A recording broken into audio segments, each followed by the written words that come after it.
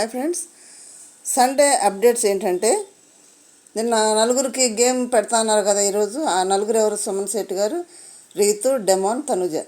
నలుగురికి గేమ్ పెడితే ఆ గేమ్ ఏంటంటే ఒక జార్లో బాల్స్ ఉంటాయి, నీళ్లు పోస్తే అవి పైకి వస్తాయి. అది తీసుకున్న తర్వాత బిగ్ బాస్ అనే పజిల్ని పెట్టాలంట. దాంట్లో తనుజ, డెమాన్ ఇద్దరి మధ్య గొడవ ఏందంటే డెమాన్ సరిగ్గా పెట్టలేదని, తనుజ పెట్టలేదని ఈ గేమ్ సంచాలక మాధురిని పెట్టారంట. లాస్ట్కి తనుజ గెలిచింది. తనుజకి ఎలిమినేషన్ ఆపే పవర్ అనేది తనుజకు వచ్చింది. ఇప్పుడు ఎక్కువ బోర్డులు పడిన మాధురి పనిష్మెంట్ ఇవ్వాలి కదా. వీళ్ళు నలుగురిలో ఒకళ్ళు అంటే గెలిచిన వాళ్ళు అన్నారు కదా నాకు సార్. తనుజ పనిష్మెంట్ ఇచ్చింది. ఏమేమి చెప్పారు Big Boss? Direct nomination 1, 2 bathroom cleaning, 3 దెయ్యం వేషం వేసుకొని వారం అంతా మాట్లాడకుండా బయట తిరగాలి. ఈ 3 చెప్పారు.